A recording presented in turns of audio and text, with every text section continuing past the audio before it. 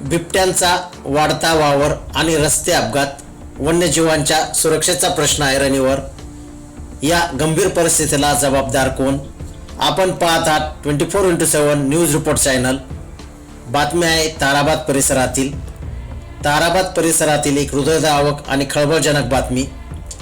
ताराबाद सटाणा रस्त्यावर एका बिबट्याचा वाहनाच्या धडकेत मृत्यू झाला होता.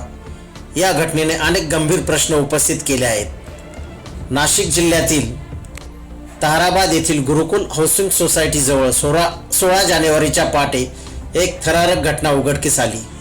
रस्त्याच्या कडेला एक बिबट्या मृत अवस्थेत आढळून आल्याने परिसरात एकच खळबळ उडाली. स्थानिक नागरिकांनी तात्काळ वन विभागाला याची तातडीने माहिती दिली. वन परिक्षेत्रातील कर्मचाऱ्यांनी तातडीने घटनास्थळी धाव घेत मृत बिबट्याचा पंचनामा केला आणि पशुवैद्यकीय अधिकाऱ्यांच्या उपस्थितीत शवविच्छेदन करण्यात आले. शवविच्छेदनाच्या अहवालानुसार अज्ञात वाहनाच्या धडकेत या बिबट्याचा मृत्यू झाल्याचे स्पष्ट झाले आहे. परंतु खरी चिंतेची बाब इथून सुरू होते. हा बिबट्या मादी जातीचा होता. स्थानिक शेतकऱ्यांच्या आणि प्रत्यक्षदर्शींच्या म्हणण्यानुसार गेल्या काही दिवसांपासून एक बिबट्या व त्याची 2-3 पिल्ले या परिसरात सतत वावरत होता.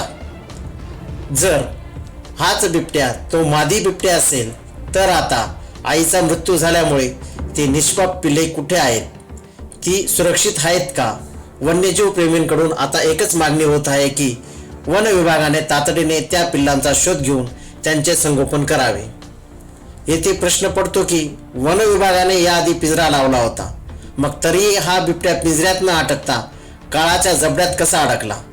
वन्यजीव आपला नैसर्गिक आदिवास सोडून मानवी वस्तीत का येत आहेत?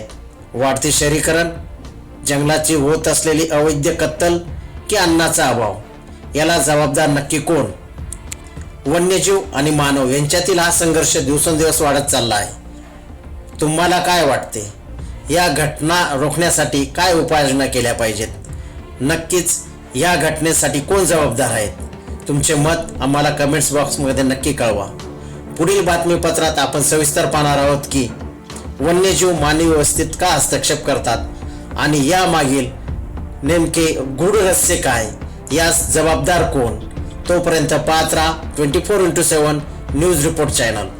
अशाच नवनवीन आणि विशेष बातम्यांसाठी आमच्या चॅनलला लाईक, शेअर आणि सबस्क्राईब करायला विसरू नका. 24x7 न्यूज रिपोर्टसाठी मुख्य संपादक उमेश मोरे, जायखेडा, सटाणा.